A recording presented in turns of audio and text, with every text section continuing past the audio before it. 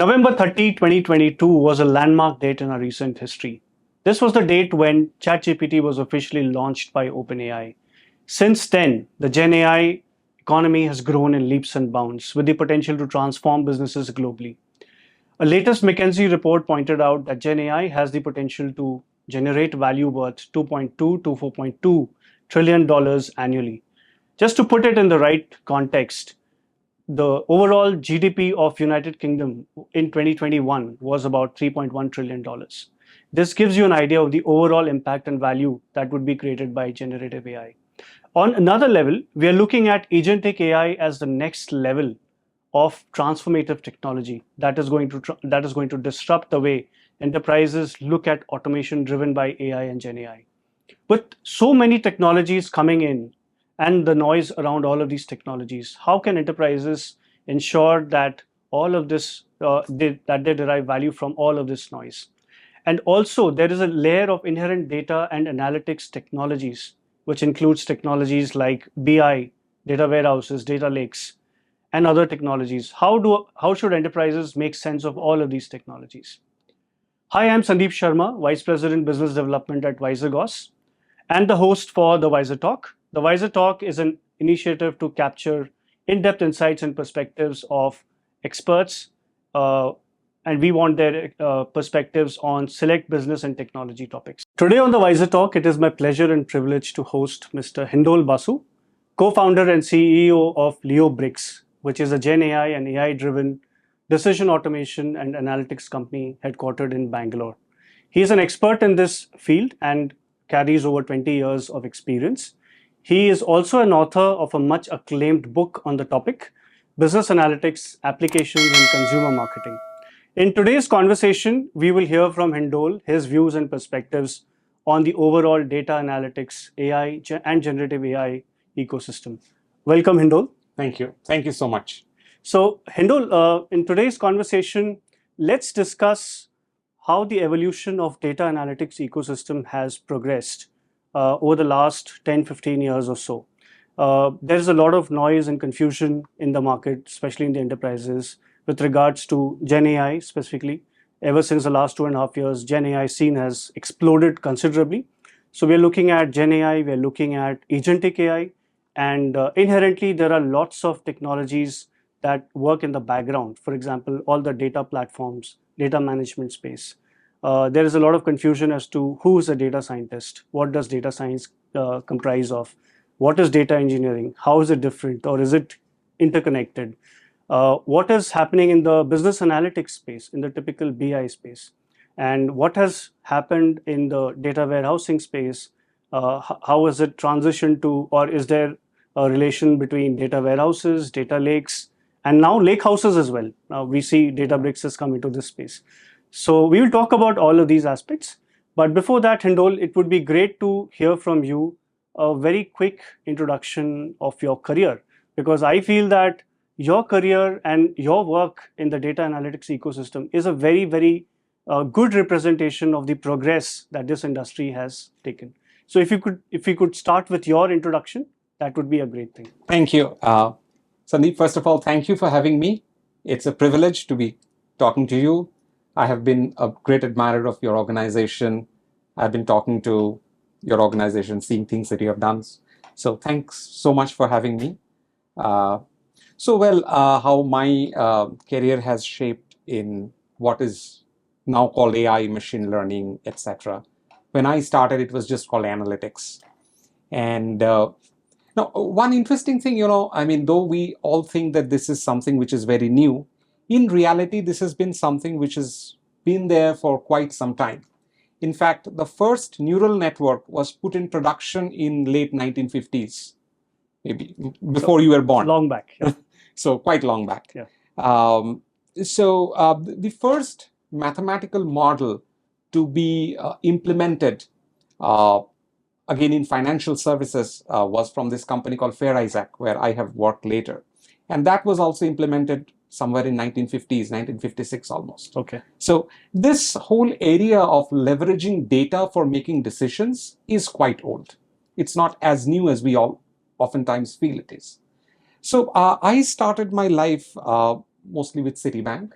Those days, as I said, it was called the analytics function. Okay. It was not as glorified as it is today. It was actually a much less glorified function. So I did work across multiple areas within the bank, in marketing, in risk, etc. The theme was everywhere that we use data to help make decisions. And globally, if you see, financial services companies have been at the forefront of analytics, mostly because the richness of data has always been slightly higher in that industry. Because financial services, because of its very nature of operations, has been capturing more data more carefully than many other industries, historically speaking. Uh, then I had the privilege of working in this company called TransUnion, which started the credit bureau in India called CIBIL. And I was fortunate to build the first credit score for India, which is the CIBIL score. And that was actually a great opportunity for me, where I had the privilege of looking at the data of the entire country. And we were a team of 5 that started working on it. And possibly we were the first set of people who were looking at the lending data of whole India in one go. And we built the CIBIL score, or we worked with institutions to help them understand how to use this score, how to use this data. Well, MNC institutions like a Citibank or a Standard Chartered knew what credit scores are, but many Indian institutions, it was something new for them. So that was something I did for quite some time. Then I had worked in this company called FICO or Fair Isaac. So if you are conversant in US, there is this score called a FICO score, which is like almost an ever-present number with a person, which is like equivalent of the CIBIL score here. But that was created for the first time in the US in about 1950s. So I used to head the Asia Pacific analytics team for FICO. Then I was with the Tata Group for some time, trying to create a function where we can integrate data across multiple Tata companies. Then I started my first startup called Actify Data Labs. Then about 1.5 years back, I started this startup called Leobrix Technologies. And along with working, teaching has always been something that I love. So I do teach in various places, and that's how I wrote that book. Wonderful. So it is co-authored with Sandhya, who was my first boss. So, and I have a very long, great relationship with her. We have sort of learned a lot of things together. She currently heads data science for RBI. So that's a bit what I've It's been done. a wonderful journey. I think right from your stint at Citi and then from Citi to TransUnion, and you worked at the CIBIL scores, so to speak, at TransUnion. It has been a wonderful journey. So we will talk more about the book in some details, because I think that book also covers a lot of use cases across different functions. We will talk about that in some details. But before that, when you're working at, let's say, Citi or TransUnion, way back then, what kind of technologies did you work on in these kind of roles? So when you say analytics, what did analytics mean in those days in terms of technology components? Well, if you see what analytics meant in those days and what analytics means now, fundamentally it is not very different.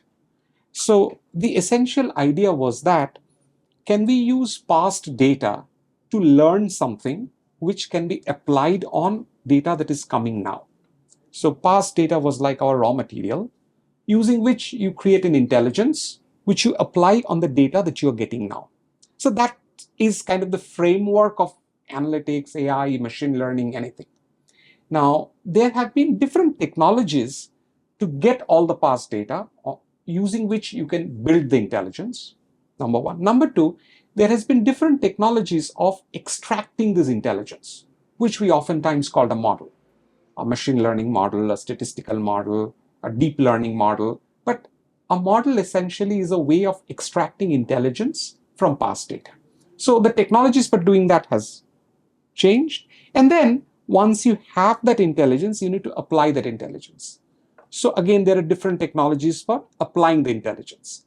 So this 3 types of technologies for getting all the data, that you can use to extract your intelligence, the technologies to extract the intelligence, and the technologies to implement the intelligence. Understood. That has pretty much, these three blocks have remained same.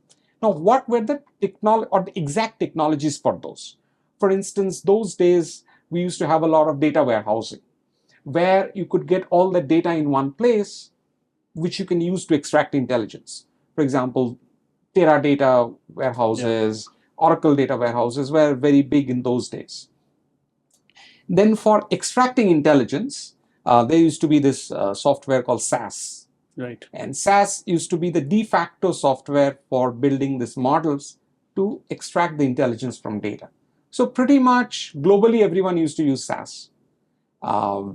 Technologies like Python and R were there, but SAS used to be the de facto tool that most people used to use. So all of us we used to take a lot of pride in being good SAS programmers. Okay. Then there were these technologies for implementing the intelligence, like implementing a model or implementing a simple rule. And that also sort of has evolved. I am less knowledgeable about that area. So what essentially, it's similar to typical application development that you had. Sure. Like, for example, Java-based stack, .NET-based stacks, etc. But one of the important things about implementation of this intelligence was also around scalability and response time, things like that. Okay. Now, for some of the use cases of these models, scalability, response time was not that important. For instance, if you are a bank and if you want to know out of your 1 million customers who will buy a credit card next month, you have time. You don't have to make the decision right now. But if you are the same bank and you have a credit card and you have a, say, fraud model, correct, that has to be executed whenever you swipe your card. Correct. So there you need that intelligence to come within a few seconds, maybe microseconds. Absolutely. So if you could see these technologies, there were some where response time, scalability was important, but not super critical. But then some where this was super critical. So, and there have been various technologies that have been used for that, which pretty much mirrors the type of technologies which have been used for application development. Java-based technologies, .NET-based technologies, more of API-based developments have come up more recently. Right. In fact, not even recently, even before that, when we used to build a model, long back it used to be coded within the system. Then slowly came the idea of implementing it as an API. So those API-based development, then a lot of this kind of parallel processing-based development came in where, for example, your response time is not super critical, but you have to run your model on 10 billion records. So you have to do that fast. So a lot of kind of parallel processing kind of technologies became important. So that's how more or less it has evolved. But whenever, I think when we look at technologies surrounding analytics, AI, machine learning, it's helpful to think about these three boxes. Understood. One is to get the data, then to create the intelligence, and to implement the intelligence. Wonderful. So if you have to look at all the technologies in the first two layers, get the data and extract the intelligence. So I think a lot of data warehouses, data platforms, Correct. They are very, very relevant, right? So They are very relevant. we have traditionally seen data warehouses being used for various use cases, particularly for relational databases or relational use cases. So in your opinion, is the data warehouse dead? Is it evolving? Has it come back? What is your opinion about data warehouses? It's always difficult to have a single opinion about these things because usually there are a lot of complexities, and sort of the best answer to this is it depends. Okay. So, but I mean, fundamentally, if you look at data warehouses, the idea was ETL, extract, transform, and load. So that meant that granular data, which was used for all your transaction processing. For example, if you are a retailer, you go to a point of sale terminal, you buy something. So there are a lot of granular data which gets generated in the operational systems, Correct. which handles transactions. Now, when you are creating a data warehouse, oftentimes the idea was that we will summarize the data in some way. Maybe I will summarize it at a customer level. Maybe I'll summarize it at a transaction level. I'll summarize it in some way and then load or save that data. Okay. So there was this idea that I have to extract, of course, but I will do some amount of summarization to load it. And the idea and the reason for that was because that very granular data maybe is not that much necessary for various model building, reporting, etc. And there was also the challenge of storage, the challenge of compute, etc. Therefore, it was a rational decision to limit the amount of data that I will store for the last 10 years. Absolutely. So that was the idea, the genesis of the data warehousing kind of logic. But again, as time went by, storage costs came down significantly. Yeah. Scalability became a lot more available. Cloud came in. So people said that why do we then need to summarize? Because I have to put my brain about thinking how I'm going to use this data to find out what is the right summarization. So why don't I keep everything in the most granular level? So people started talking about a lake where I don't have to worry about summarization. I put the data as it is. Right. And then I summarize as I need it. Sure. And I create data marts or things like that, Sure. cubes, data marts, which are summarized for a particular purpose. Wonderful. People started talking about use case specific data marts. That's right. So that's one thing that happened. The other thing that also happened was this unstructured data. It's not that unstructured data did not exist.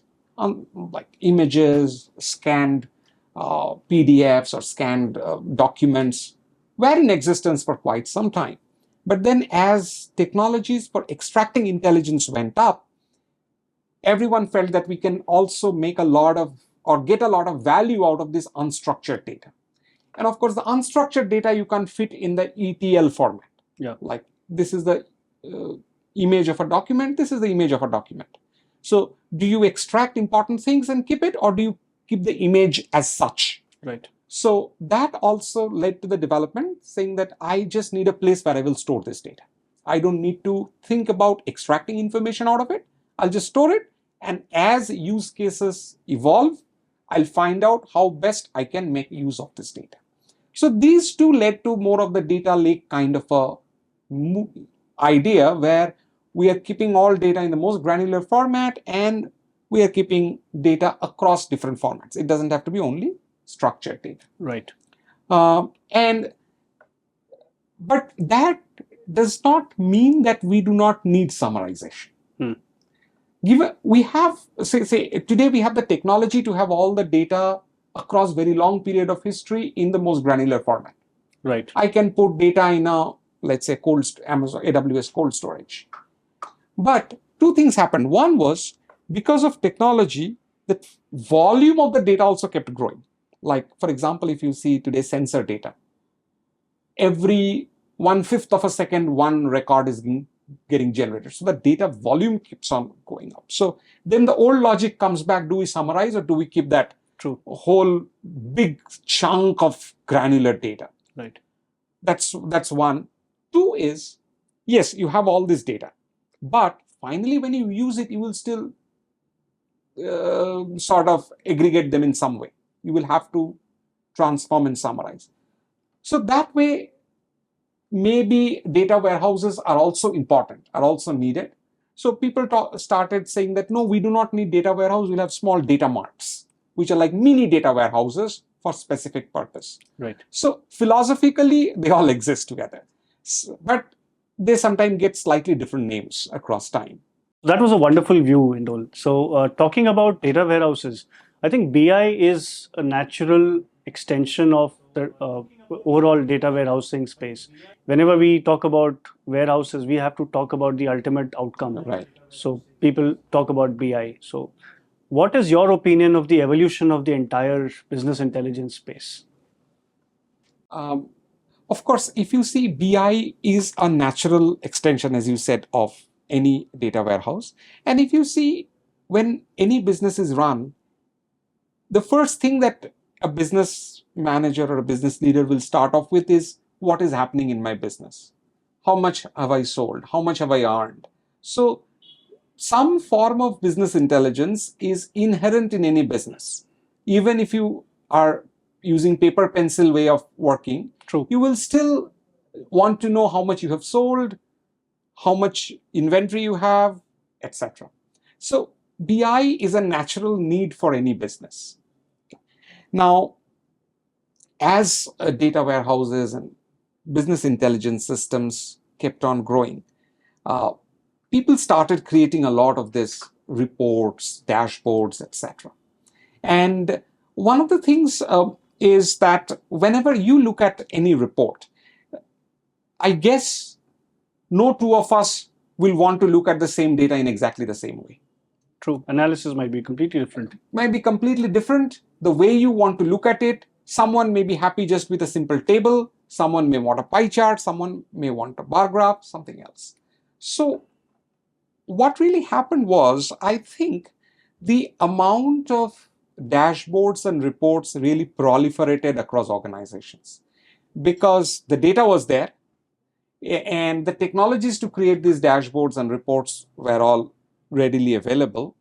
And every business manager wanted to look at that in his or her own specific way. And therefore, their number proliferated in most organizations, particularly most large organizations. However, very soon people realized that there is effort going in creating all of these dashboards and reports, but I'm not sure how much of it is being used. Absolutely. So how in much fact, value I'm getting out of it. There is a statistic, Hindol, which talks about the user adoption level plateauing at 30%, 35% in larger organizations. Right. You believe that that number is true? I do not know if it is 30% or 40%, but there is definitely a plateau. Okay. That's for sure. Okay. Now, at what it plateaus, we do not know. Okay. For instance, in some of our clients, when we had these kind of dashboards, we also wanted to put a usability kind or a sort of usage summary or usage statistic. Right. How many times, how many users are opening and looking at this dashboard? Right. You have this drill down feature. How many times is this being clicked? Correct. And that always indicates to a plateau. Right. So that number may be different for different organization, but mostly that happens. Right. And therefore, what also happens is because of this flurry of dashboards and reports, the key insights sometimes gets lost. Right. I mean, it's like that water everywhere, but not a drop to drink. True, true. So there is a lot of these dashboards, but if you are a business manager, you really always do not get the right information at the right time. Absolutely. So there was this dual problem which started happening. There are a lot of these reports and dashboards are created, but on the other hand, a lot of business managers started saying that I'm not getting the insights that I need to run my business at the right time. Or I have to have an analyst who has to sift through all of these reports to give me the information that I need. So it's like the plethora of dashboards and reports created the need for having sort of another analyst who will analyze those and create what is the meaningful information out of it. So that has been a common thing which was going on. That's one theme in BI dashboarding. The other was once data started getting more easily available, people also started doing things in Excel. And then there was this problem of what is this measure? For example, Department A is calculating total daily sales as just sum of total sale. Department B is calculating as total sales minus returns. Okay. And because everyone had the data and everyone had the flexibility to do, there was this challenge of defining measures. Right. And everyone had slightly different versions of the same KPI or same metric or same measure. Right. So that became another problem. So there was a lot of, therefore, many large organizations wanted a lot of centralization of this. So if I say sale, everyone in the organization understands sale means this, total sale minus return. Right. So this was another parallel sort of development in the BI dashboarding world. One is this plethora of dashboards, and the other is the definition of metrics. And therefore, slowly what started happening was people wanted looking at or wanted information which is more real-time, more contextual, and more about what is important, not what I have. For example, if sale in January was 100, sale in February is 102, I do not really want to know. If sale in January was 100, but sale in February was 80, then I really want to know. So people wanted a lot of these anomaly kind of things within dashboards. Like, tell me the information only if it is needed. So people came up with a lot of things around smart insights and those kind of things. Or even using some bit of intelligence and machine learning model to identify such anomalies and create sort of notifications, or even then share that one graph which is important. Understood. If sale is just a horizontal line, that graph is not important. But if there is a spike this month, then that graph is important. Right. So that kind of thing. And slowly with Gen AI, people are also talking about, can we have a more conversational nature of this kind of thing? So I can ask questions and almost interact with the data.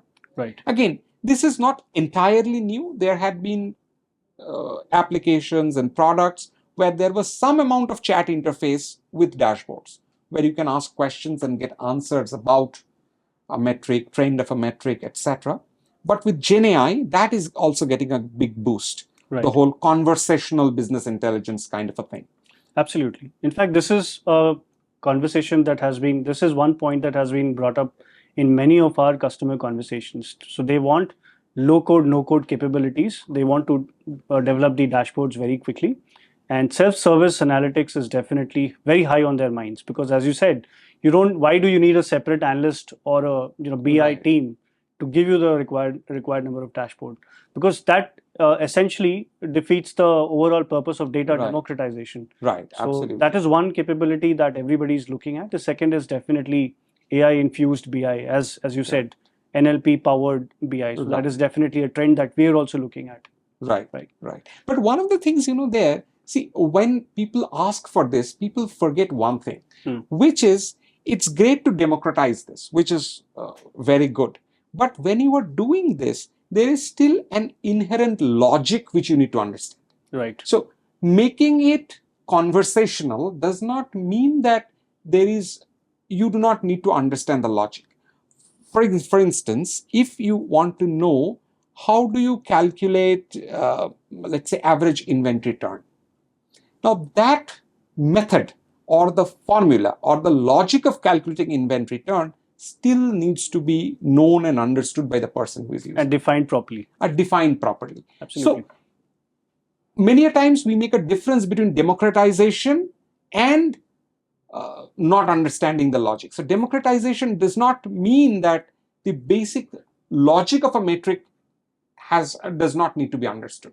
So there has to be a caveat around that all the time. Correct. And also, Hindol, do you think, I think there is one underlying issue that every BI project faces, and that is a common underlying thread for AI, Gen AI projects as well. That issue is the issue of data quality, data management, data governance. Absolutely. So how do you, and this is an issue that has been talked about at length by organizations.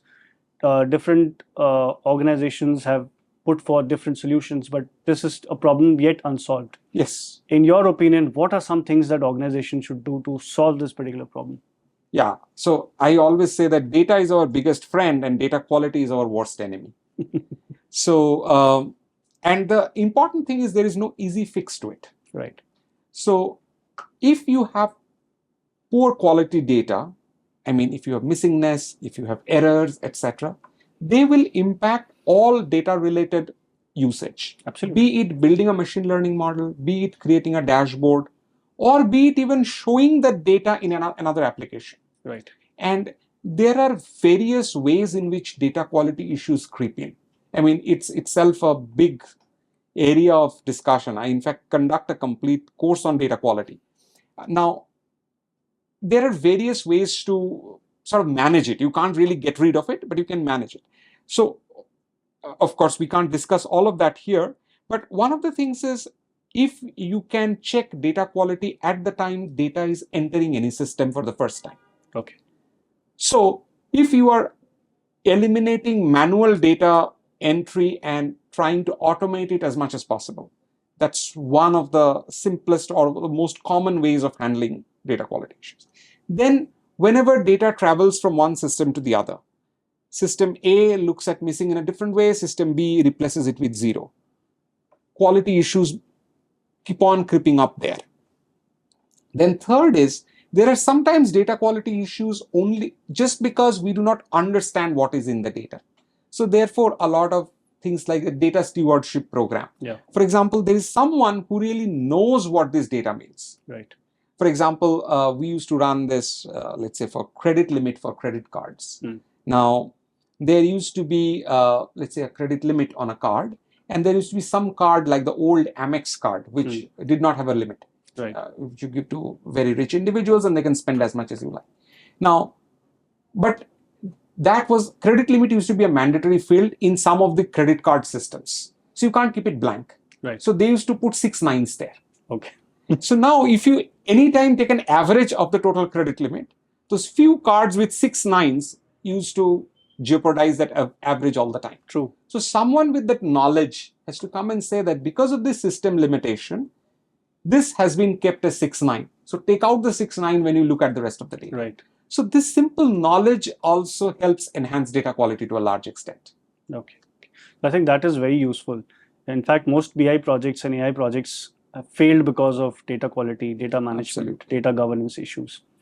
Now, coming to AI and Gen AI, I think there are various reports that talk about how disruptive generative AI is. You see McKinsey reports or you see BCG reports, they talk about trillions of dollars of value being created annually from Gen AI across, let's say, 70 or 75 use cases in different industry verticals. So there's a lot of noise around it, Hindol. So in your opinion, as an industry practitioner, what is your opinion? Definitely it has value, but where is the low-hanging fruit right now? Where are organizations adopting Gen AI right now? And where do you see the value of Gen AI in the next, let's say, 18 to 24 months? The real value. That's a very, very difficult question. Very, very difficult question indeed. Firstly, because this is a new technology and this is a very, very powerful technology, and the likes we have not seen in quite some time. I mean, it's possibly is the movement from a horse cart to a car. It's kind of that kind of a big leap. So it's not unnatural that we are all grappling with it. People who know a little bit like me, people who know a lot, everyone is grappling in some way or the other. That's one point. Second is also possibly for the first time, Gen AI systems are ones which have passed the Turing test. You know, the famous Turing test for knowing if it's a human or a machine. Right. They've passed the Turing test. So theoretically, as per our old standard, we say they're as good as humans. Right. Okay. But well, that's also a little too much of extrapolation. Now, there are certain use cases, of course, where we see, or everyone sees that the value of Gen AI is very immediate.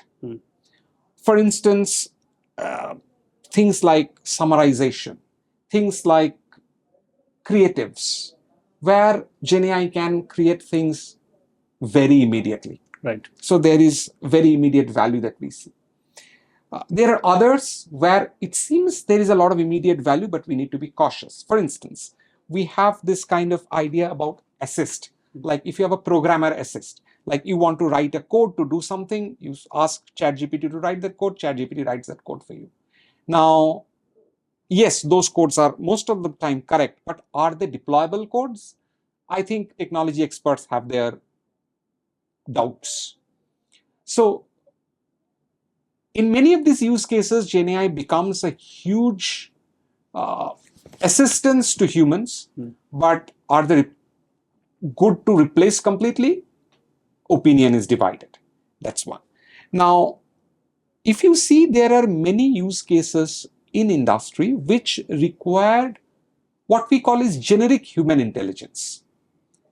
Gen AI can do a lot of that.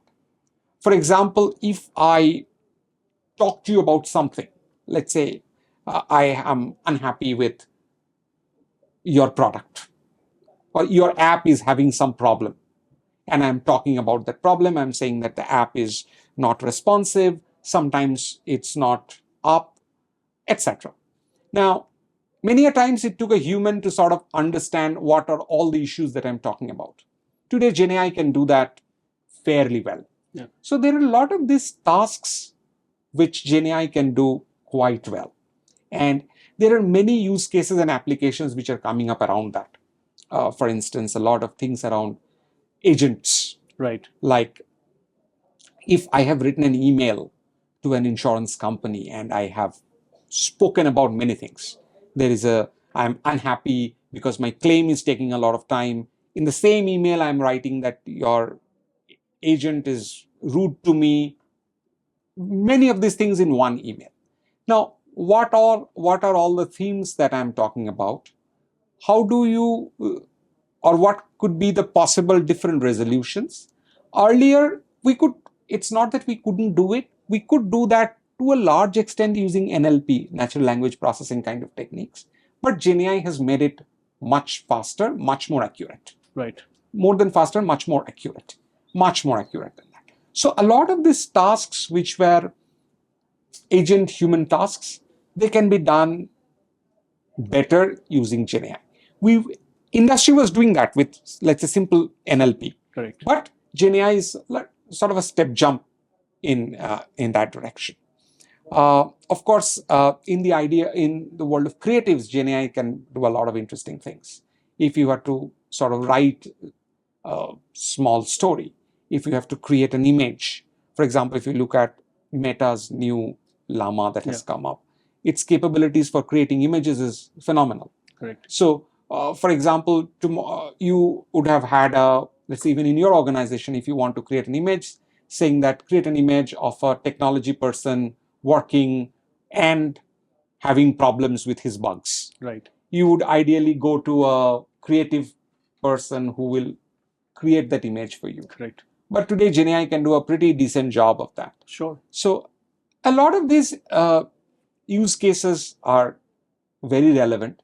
For example, this whole conversational BI that we were talking about, GenAI is having very interesting applications there, trying to automate a lot of this insight generation. Correct. In a way which almost feels like you're talking to a human agent. So yes, it has a lot of applications in those areas. So yeah, I mean, there are a lot of interesting applications and use cases, but as we use them, we also need to be careful about how we are using them. Right. What are some of the checks and balances that we are putting around that? For example, one of the important things are guardrails. Like all GenAI models have inbuilt guardrails.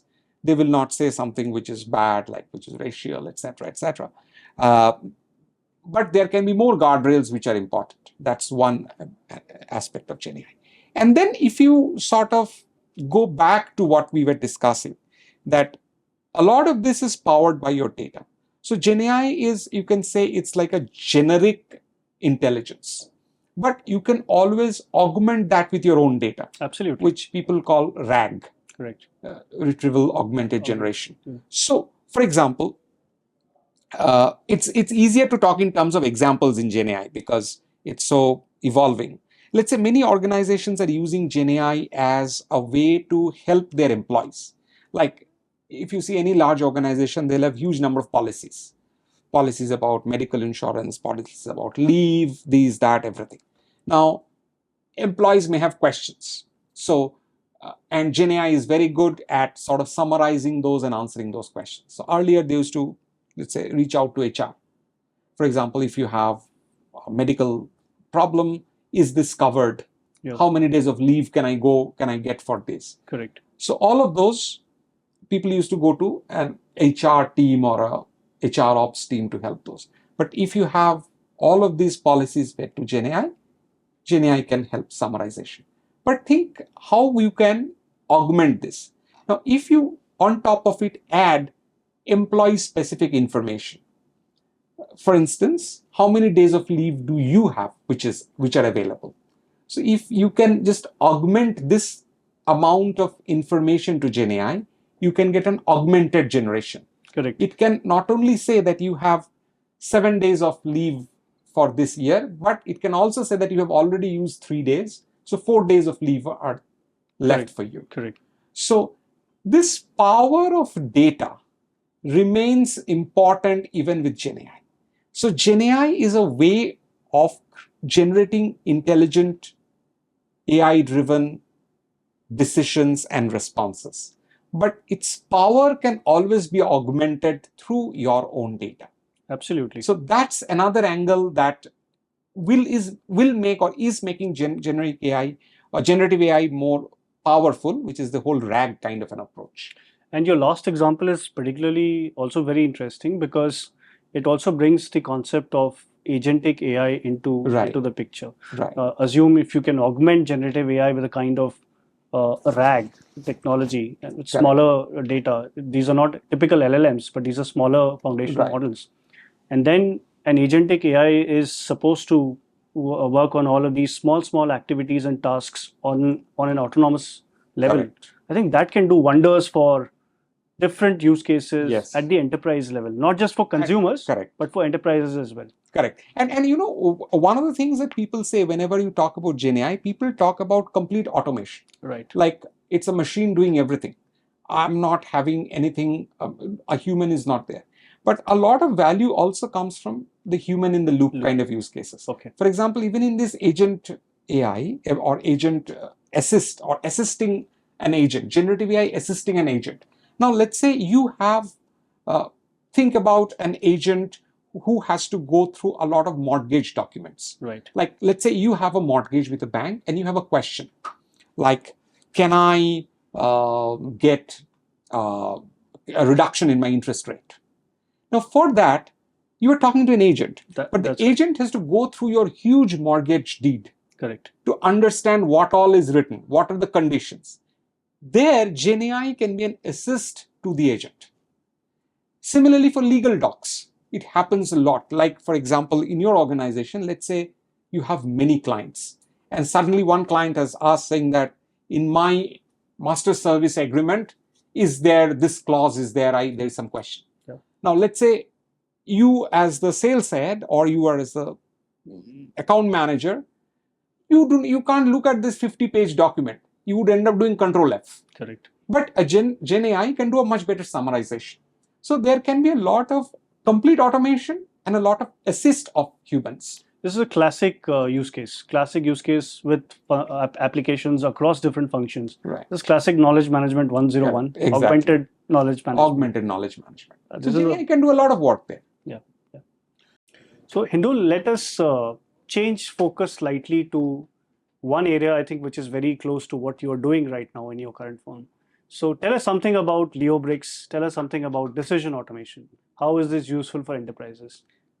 So if you see at the heart of AI and machine learning, why we are doing any one of this, even Gen AI, any sort of machine learning, even a simple rule, the idea of that is how do we automate decision making? That decision making can be a decision making by a business manager. It can be a decision making by a call center agent. It can be a decision made by a person in the bank branch, a person who in the point of sale terminal of a retailer.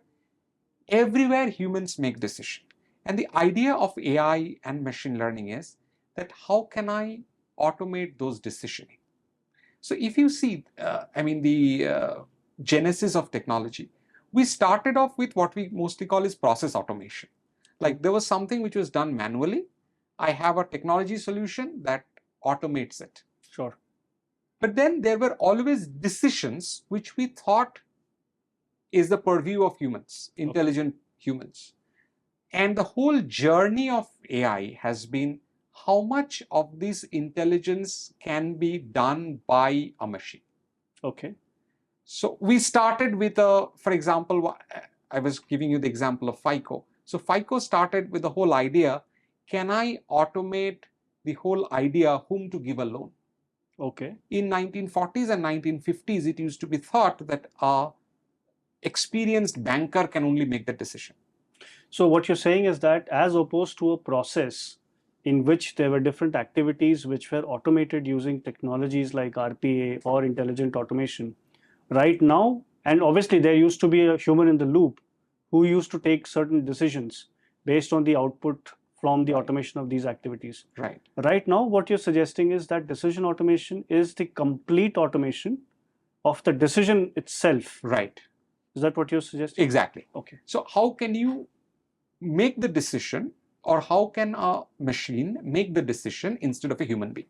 Okay. Okay. That's the whole idea of decision automation. It may sound very esoteric, but it's actually very simple. Could you help us with an example?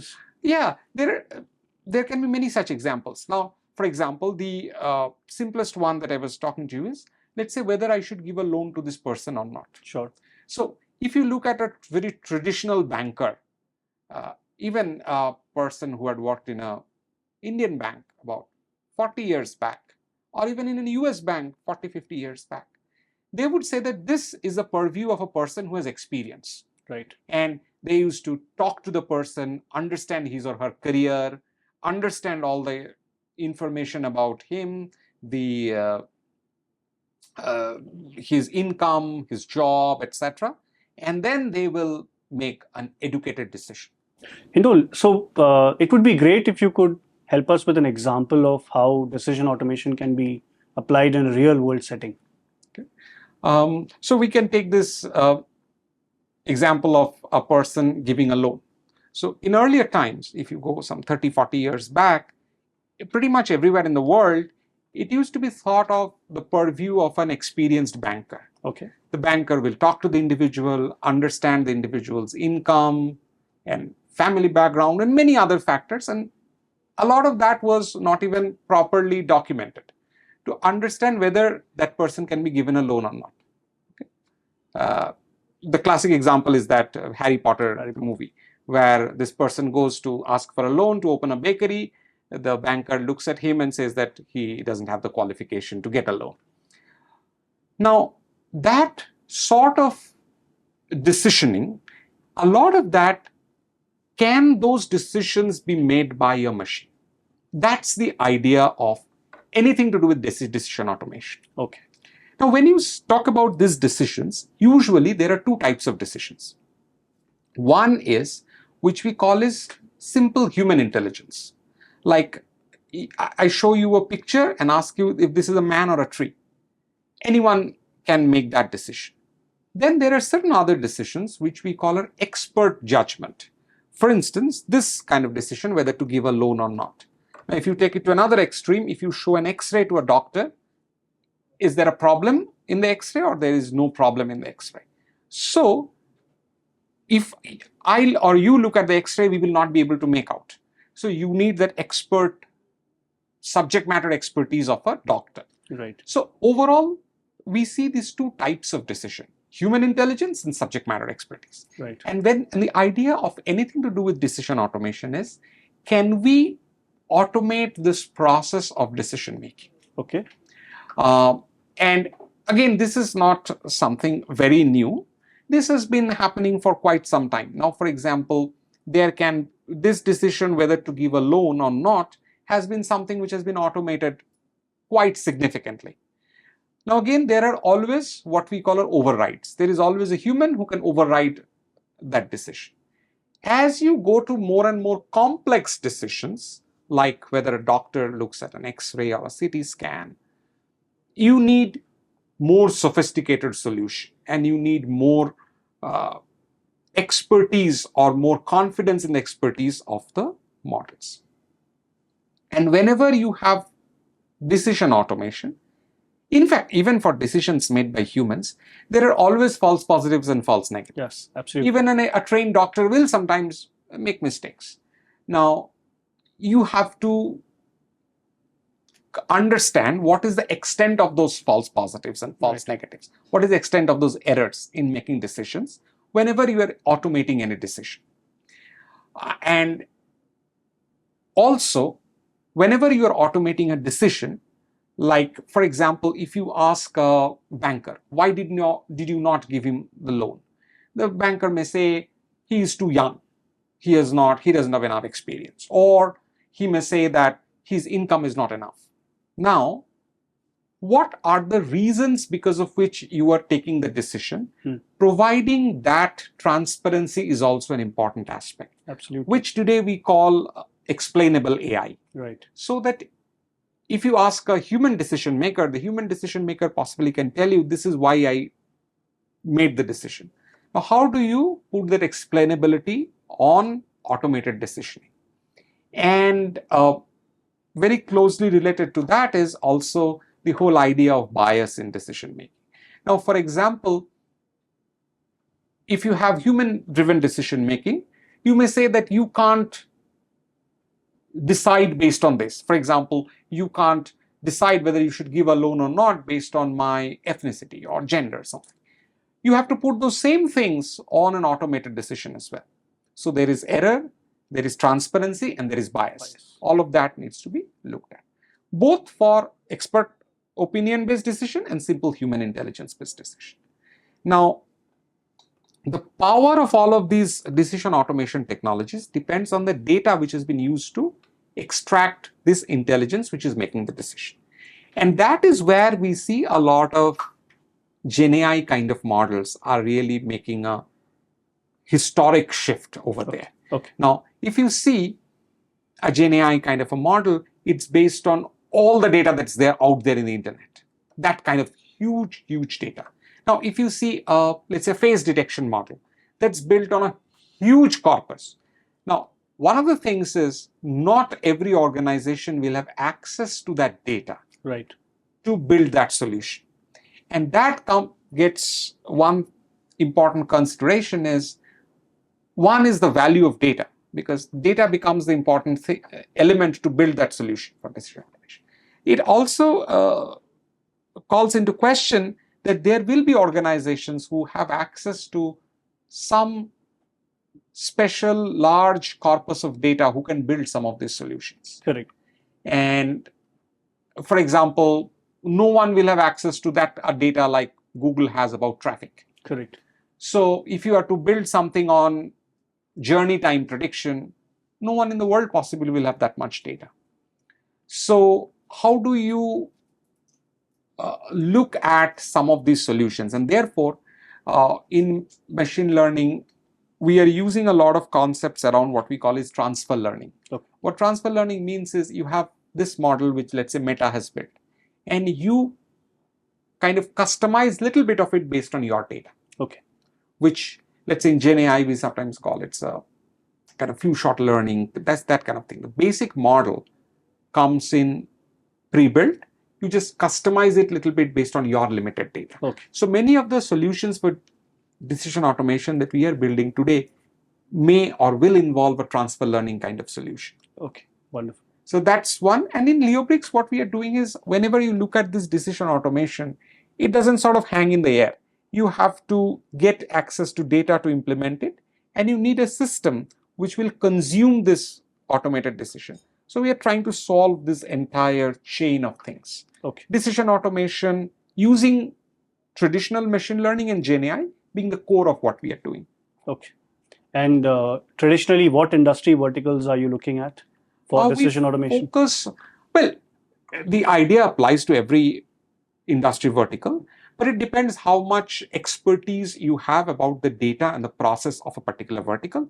That way, we focus a little bit more on financial services. Okay, wonderful. And that is where the initial traction is also coming from, right? Possibly. From a general point of view. Possibly. I mean, it depends. For example, manufacturing, also a lot of very interesting use cases are coming up around this. Okay. But you need to also have a good understanding of the Overall data process. and the process. Okay. So that's it. You need both. Right. So Hindol, I think over this conversation, during the course of this conversation, we have talked a lot about data aspect, right? So we have talked about data quality, data management. I think, and from the time that you talked about your stint at TransUnion, I've been itching to ask you this, your learnings, the hiccups that you may have faced during the creation of the Sybil score. I think every Indian would be interested and picked to know more about the Sybil project that you worked on. So if you could share some more interesting details, anecdotes about your involvement in that project. Okay, the first point is, of course, the current CIBIL score is, I think, in this 4th or 5th generation. I don't even know. What we had built was the 1st generation.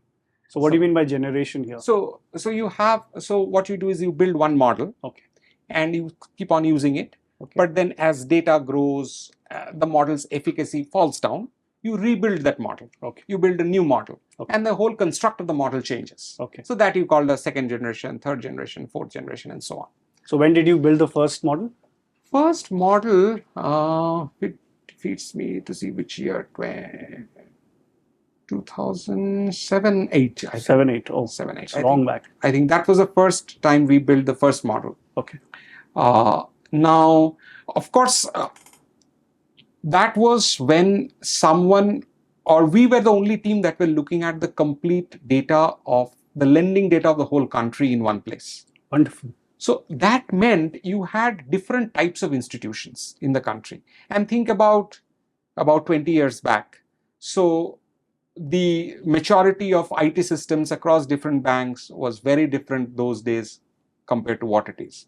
So therefore, the data quality coming from different institutions was very, very different. So that was one challenge. But I guess the biggest challenge was that time identifying an individual uniquely. Okay. Of course, we did not have Aadhaar at that time. Yeah. So, and you know how Indian names and Indian addresses are. They are very interesting.